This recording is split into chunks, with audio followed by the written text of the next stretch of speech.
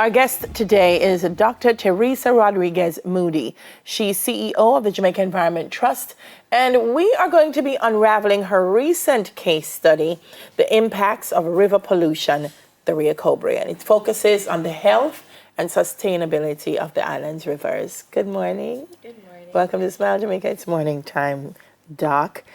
So let's start, first of all, with this says with the key findings, but I want to know, why did we do a case study? The river has been under abuse. Well, it has been abused for several decades. And the University of West Indies decided to put on a workshop, a webinar. And they were talking about dirty water, distressed communities. And I felt that Rio Cobre was an excellent example of this. So, all right, let's walk through the case study. What were some of the key findings coming out of it? Well, the Rio Cobre is an important river. Let's start there. It supplies water for thousands of people that live in Kingston and St. Andrew. So domestic water. It also supplies water for irrigation. Lots of farmers in St. Catherine depend on this water. And whenever it is polluted by for whatever reason, whether it is the effluent from a bauxite alumina plant or whether it is from oil, the river we're not able to use it. And those that depend on it outside of just the water for their livelihood, as a main source of protein, they're also impacted heavily. And so we have to be concerned, and the Rio Cobre was just an excellent example of what happens when we pollute our rivers and why we need to protect our rivers so that it doesn't keep happening. You said the river has been abused over the years. What does that abuse look like? So records, in terms of anecdotal evidence, when we speak to residents that have lived in the area, after the mud stacking ponds for the Windalco were constructed, we started hearing from we've heard from persons that they would have, the river would be contaminated. There would be fish kills, but you know that the NEPA wasn't formed until 1991. So when we talk about environmental permits, these came later. No EIA would have been done for the placement for a lot of these industries. The environmental impact assessment would have been done to, in terms of why we would place certain industries along the river. And so what happens is that we've had toxic discharges, we've had oil spills, we've had agricultural runoff, and what that looks like is a lot of dead fish, dirty water, people not able to use the water for different reasons, and sometimes it ends up being that people have to purchase water or do without, and it is really distressing for people. Yeah, it keeps happening though. It does. Yeah. One of the things it says, on the evening of March 1, 2024, toxic effluent was reported to have flowed into a tributary of the Rio Cobre. And although efforts were made to contain the effluent, the discovery of dead fish downstream on March 2 underscores the severity of the pollution. NEPA, who described the incident as minor, instructed Windalco to neutralize the contaminated water to prevent further damage downstream. So even as we speak about the river and we're looking at the pictures, the tributaries are key too. We have to make sure we protect those as well. Yeah, well, the Rio Cobre is a big system. Yes. And you have lots of minor tributaries that lead into this river. And sometimes it's not the main river that we see that is the primary source. It is sometimes the tributaries, the smaller tributaries that run next to small farms or run next to industries that end up flowing into the rivers.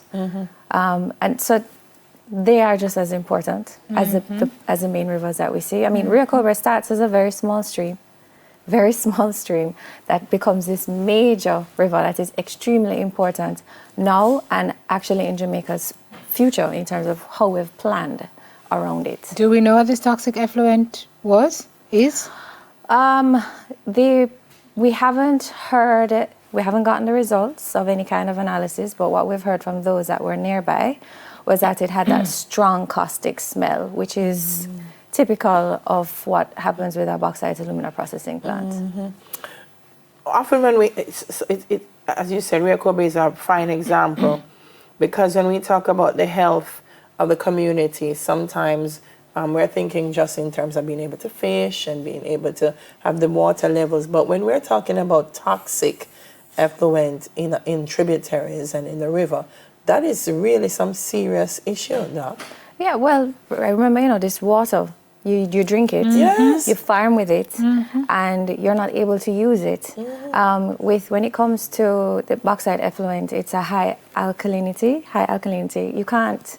You can't use that, Or even the smell. Well, yes, even the smell. So it makes people sick. Unfortunately, we've heard of stories where people collect the dead fish and sell it or eat it. And this is where the justice issue comes into place, because while some people are able to afford to go to the supermarket, purchase their other alternatives, for those that live along the rivers And depend on the rivers for food, and this is their main source of income, this is all they have. There's no alternative. Yeah. I mean, I spoke to a lady and she said she just had to make do. She would make her cocoa tea. She would grow a couple chickens because, fishing is all she knew. She was 75 and this is all she knew, And so when these things happen, it's not just the fact that NWC may have to shut down or NIC has to shut down. People's lives and livelihoods are deeply affected. And at risk. You said you folks were assured that such an incident would have happen again, and so it's clear that controls being put in place are not working.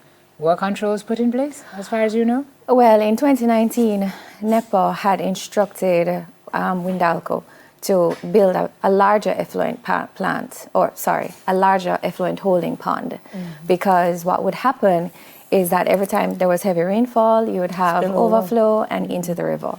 And when it was when ground was broken in 2022, we heard the then minister announce that we would never have this again. We would never have this situation again. Of course, it wasn't yet completed when there was that spill in 2022, July of 2022, and we were assured that we're going to put additional measures in place, what they call the best available technology, to try and reduce the amount of overflow or the runoff of effluent. And here we are. Here we are again. So what are you calling for? What do you want to see? I feel like you feel like a broken record. I'm going to ask you again. What is Jed calling for? I do. I feel like a broken record. We've been calling for the same thing for a long time. One is we have the laws, but we need to enforce them. And what is important with enforcing is fines. The fines are not harsh enough. We're talking about $50,000 and $100,000 Jamaican. So we need to see an increase. There have been promises made, but these promises have been made for a long time. So we need to see those urgently addressed. We also want to see the monitoring, the data that comes along with it. Now, I understand that NEPA will say that they don't have a lot of staff, which makes it challenging. Well, this is why we're looking at automatic monitoring systems. There are tools that are in place that can be put in the river so that they can detect when there are high levels of pH or fecal coliform or whatever it is, so that there can be faster response time. And we're also looking at greater transparency. The public should be told, because remember, we use a river. So if we can't use a river, tell us. If when it is safe to use, tell us. And finally, I think it's very important that the company that is responsible, their permit needs to be suspended temporarily until we can be assured that measures have been put in place so that we don't have this happening again. All right, Theresa, boy, gotta thank you guys for keeping your eyes and ears to the ground and your hearts in the right place and advocating on behalf of all of us, because this affects us all here in Jamaica. Oh, man, thank you for being here this morning. Thank you for having me. All right. Dr. Theresa Rodriguez-Moodie, CEO of the Jamaica Environment Trust. More to come on Smile when we return.